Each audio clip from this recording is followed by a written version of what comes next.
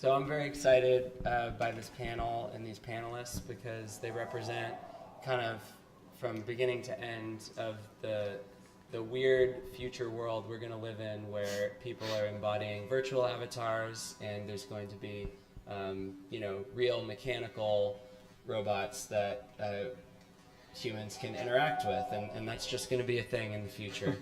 And we can puppet them, they can be driven by AI. So there's a lot of learnings from gaming and from film, traditional film production and visual effects techniques that we're bringing to bear.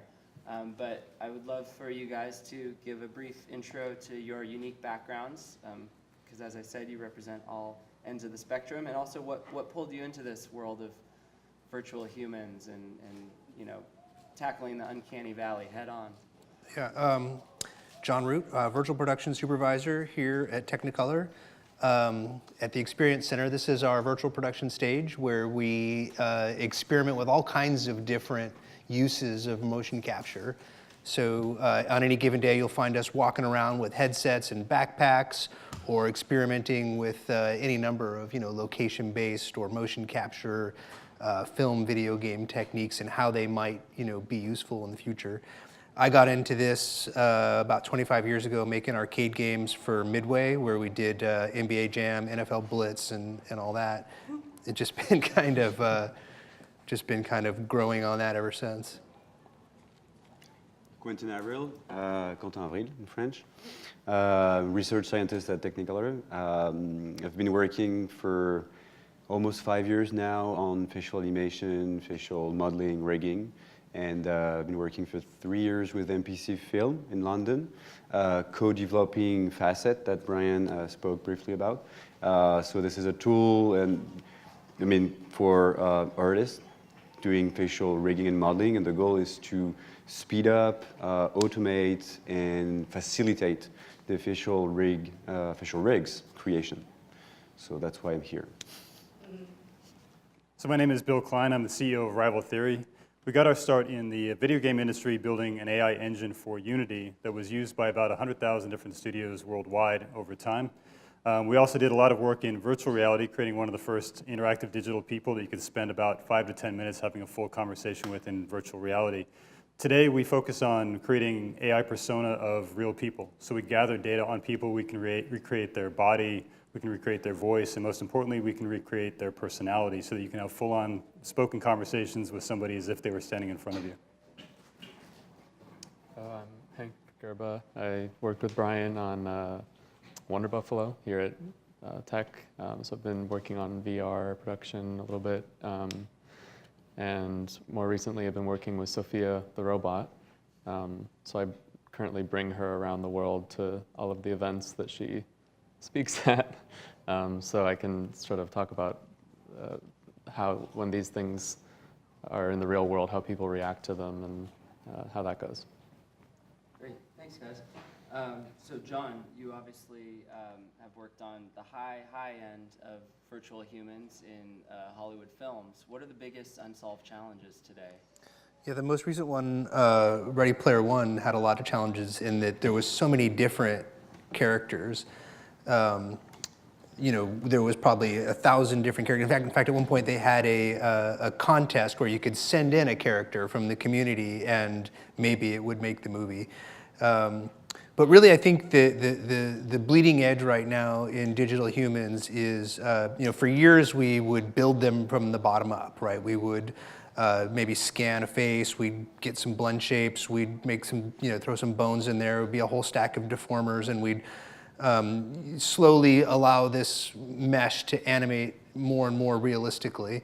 But then recently there was this top-down approach where we'd grab the final mesh at like 60 frames a second. So these technologies like dimensional imaging or MOVA, surface capture technologies. And the difference is that if you build it from the bottom up, you have control over every step in the process. If you capture it from the top down, you have the final result, but you don't have any editability for that reason. So the state of the art right now is to have your cake and eat it too, where some of the bigger visual effects companies are able to reconstruct the surface of the face as recorded by helmet-mounted cameras, so they're getting the surface capture, but then they can solve a rig into that surface capture and then express just the difference between what the rig can do and what the animated mesh was doing as a layer on top of the rig. So that gives you the underlying animatability of the rig, but with the high fidelity of the surface capture. So I think we'll start seeing a lot more of that in the near future. And Quentin, can you address the needs in the pipeline in order to really make this a less tedious and arduous manual process every time? What were the problems you set out to solve and help serve the highest end of visual effects humans? When we started this joint project with MPC Film, all of this digital human pipeline was manual, so it was artists, working during weeks to model blend shapes and then to create facial controllers, to key them with the blend shapes, and it was really long, really tedious, and it was always the same, I would say, steps over and over. So what we did was injecting a bit of automation in that. So we first localized where were I would say the part that they were really spending a lot of time.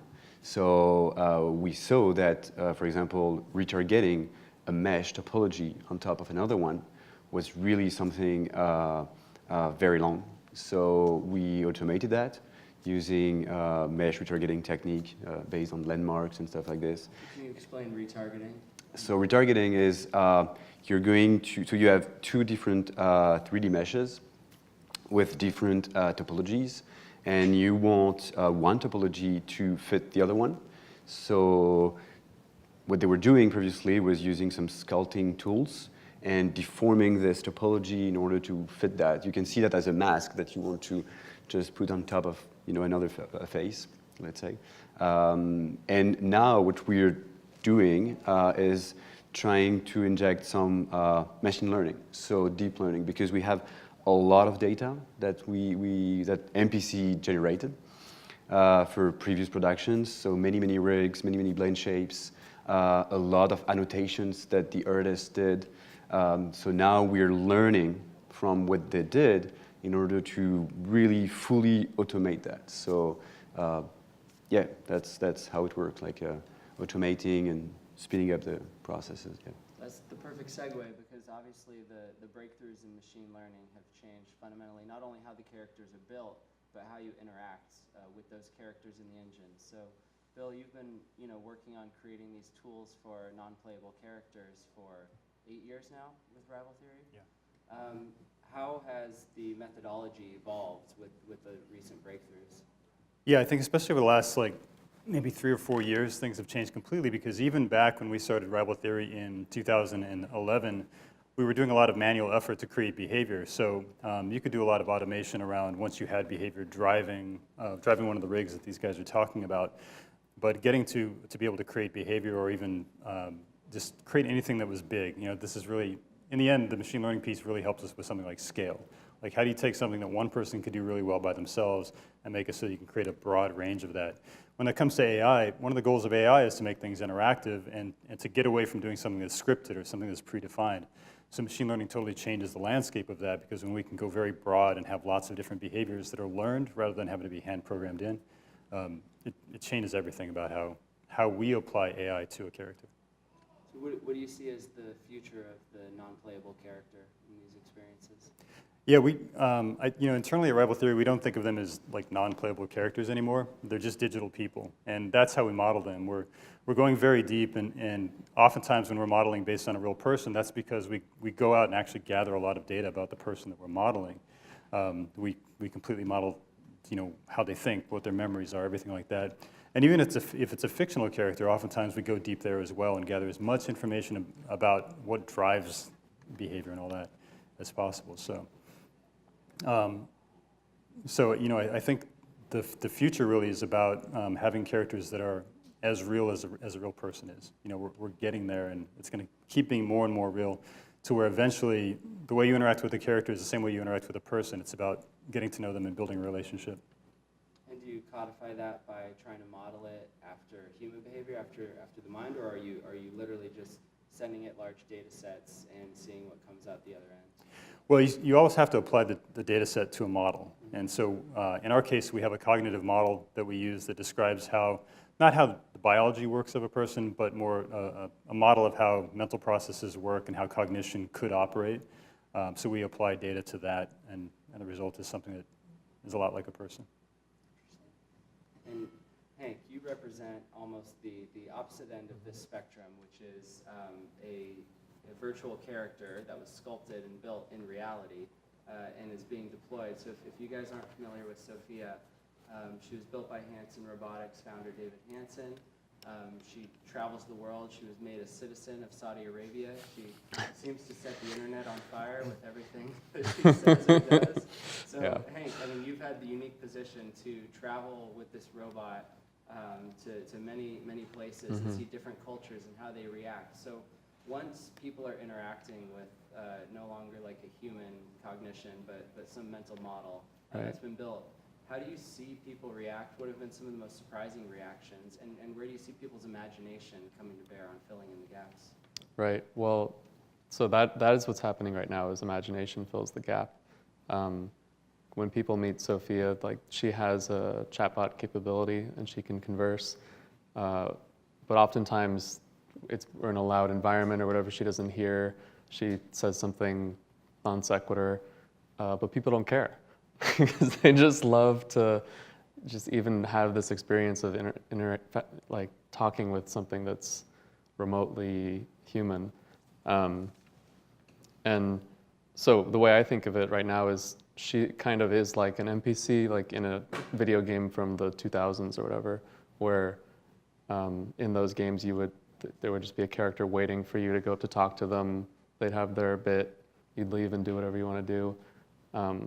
But if she were to have like a sort of motivational AI, which is in development, I just don't really know much about it, you could see much sort of deeper interaction.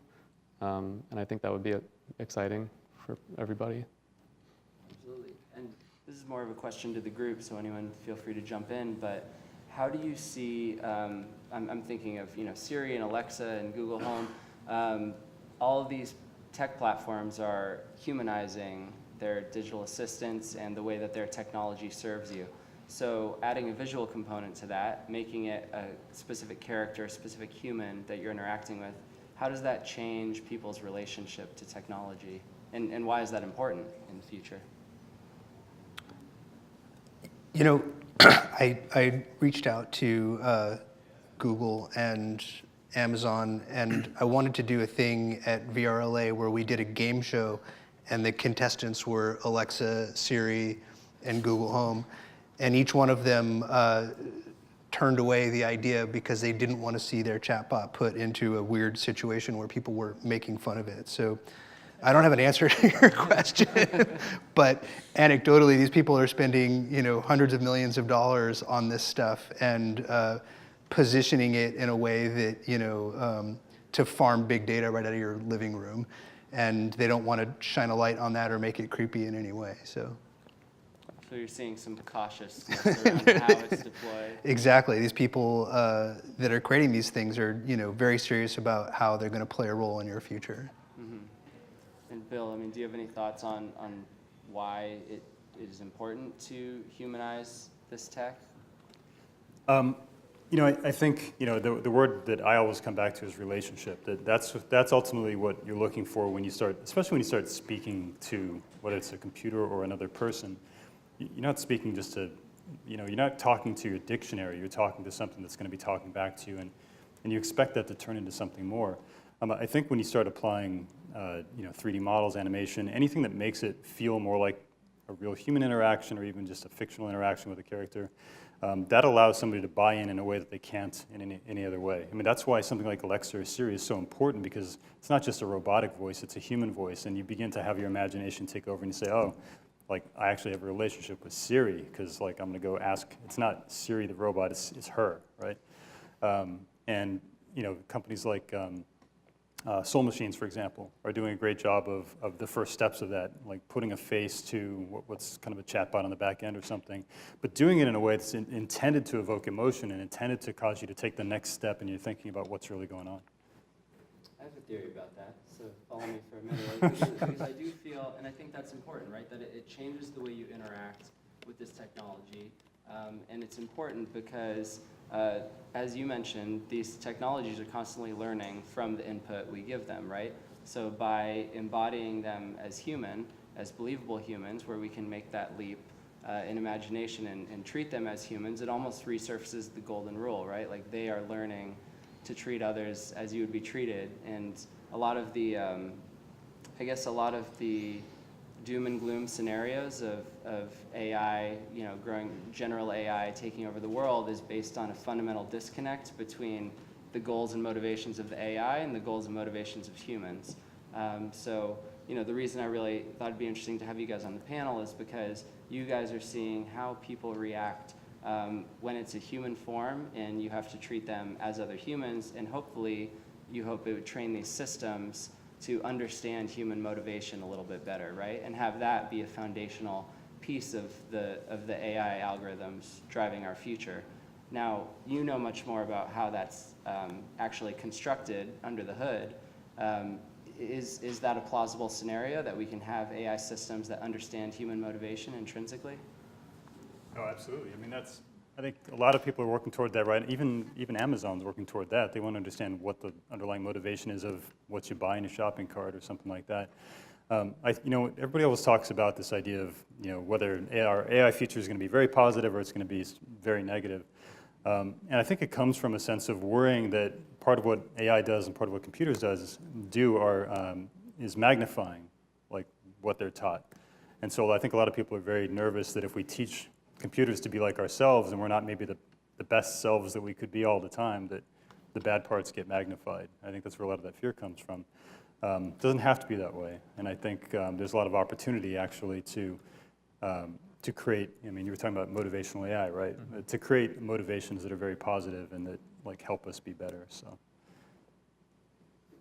John, why are we still stuck in the uncanny valley? What is still uncanny, even when we see the best of the best GDC demos every year on these amazing graphics cards? I think anybody in the computer graphics field would agree that a believable human is the hardest problem in all of computer graphics. It touches every discipline and it goes deep, right? Nobody really has ever, simulated the way light hits skin properly. We have cheap hacks for making it look somewhat right.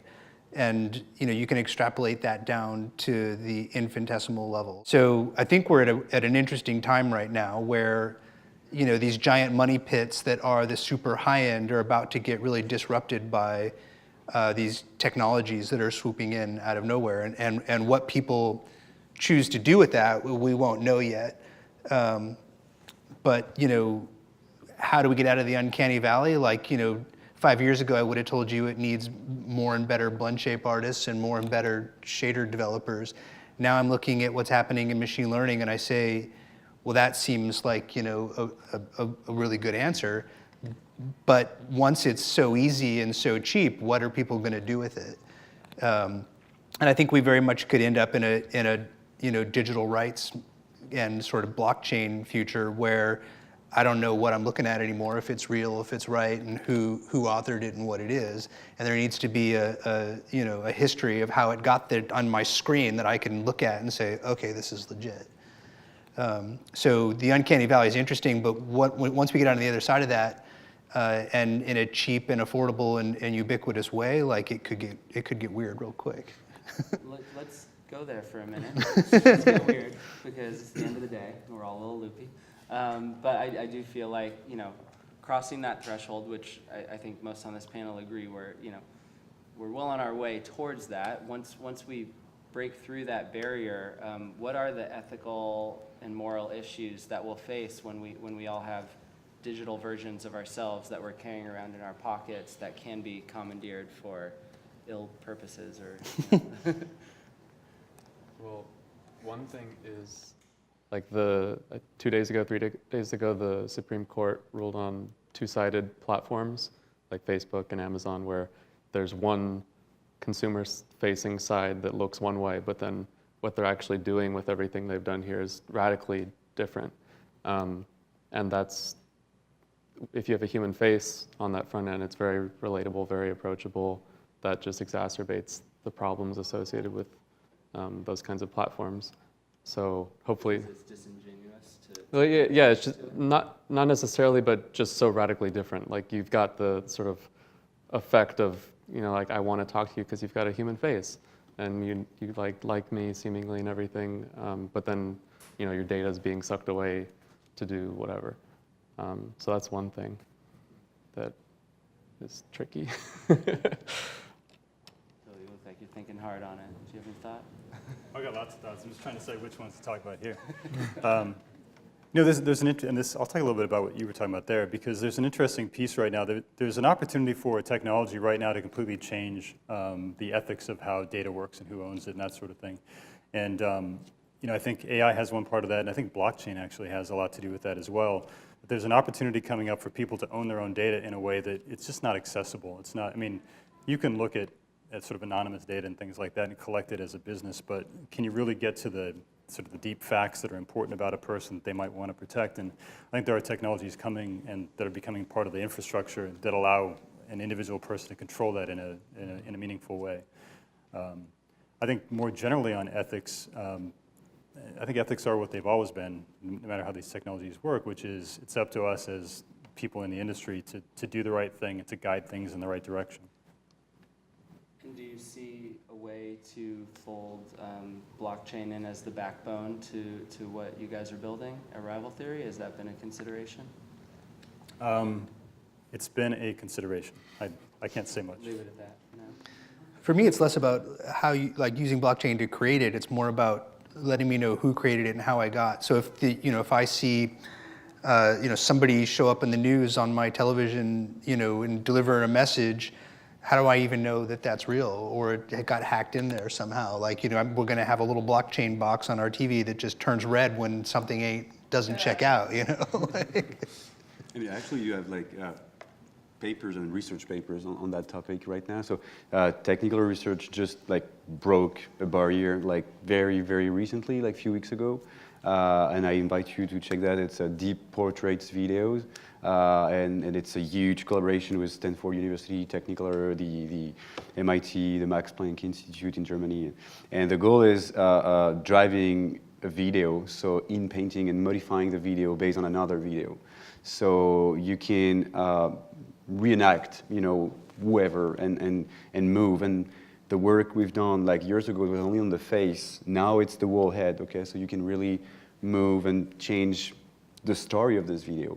So there is a big potential and a big use case for us, because you can, for advertising, for example, you can target all of the languages in the world. You don't need to shoot the commercial over and over, and you can just record the dubber, and then you can just move the and do the lip sync.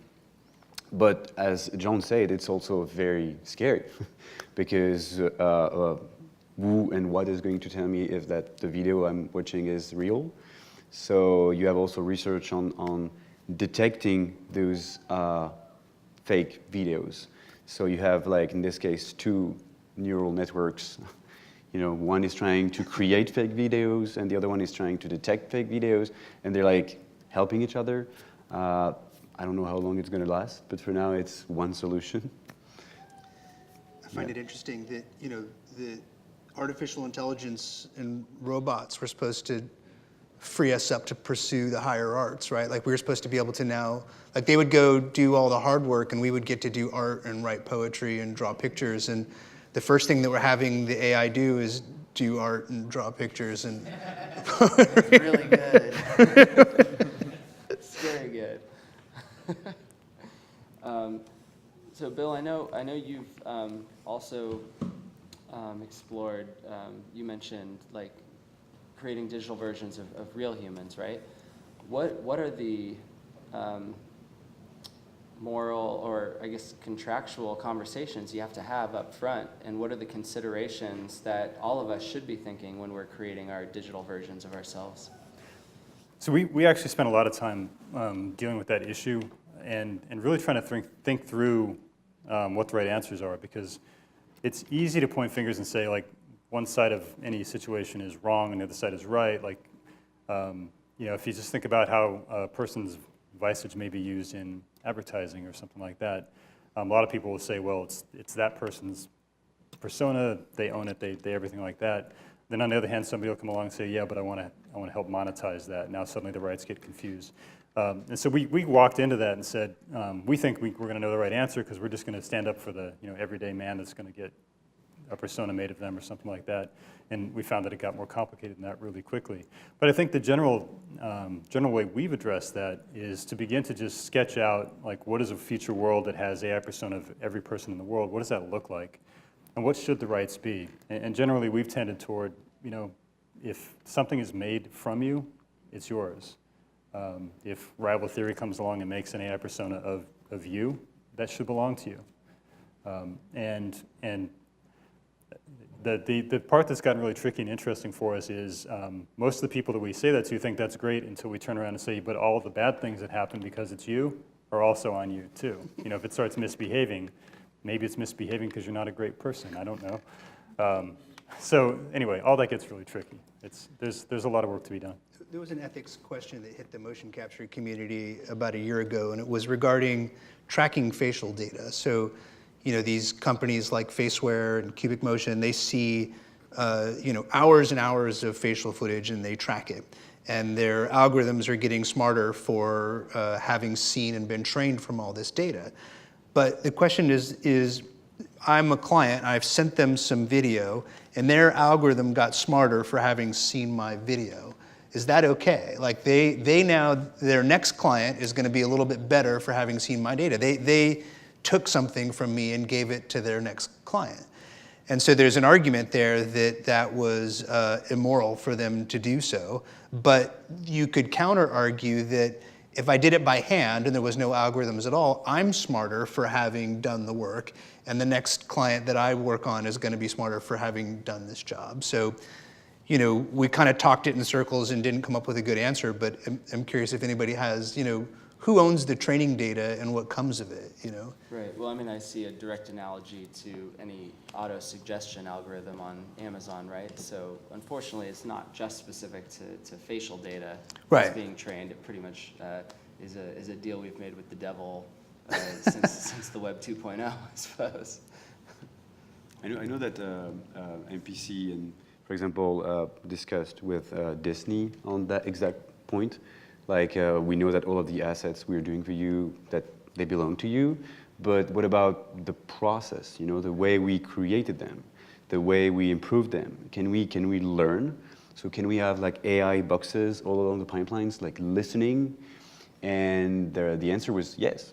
They say yeah, because the selling point was, MPC is doing like a lot of Disney movies right now, so it's gonna improve their movies too, So it's improving, of course, the internal quality of service at MPC, but it's faster, cheaper for Disney too. So it's a win-win deal. Yeah. And I was curious because there's obviously a huge concentration of data at the big tech players. But is there any kind of open source movement to any of this technology that is competing or can compete? And is that important? I had totally forgotten about it until you mentioned it, but there was something about 4 or 5 years ago called Open Face, which was a light stage scan that came out, and all the details and wiki pages that were supposed to be edited and evolved. It was kind of a hot topic for a little while, but I don't know whatever happened to it. So there's no chance. There's no chance. Probably not. Yeah, that came right out of USC and was backed by Paul Debevec and the light stage, and I thought it was a pretty good jump start and didn't seem to go anywhere. So maybe we can resurrect it. Seems like a good team for it. Hank, any amazing Sophia anecdotes that we can wrap this panel with? I know you're chock full of them. Well, what's been the most surprising interaction you've seen on your world travels? That's a good question. I gotta say most of them are in the airport when you've got the head in one suitcase and the body in another, and it goes through the scanner.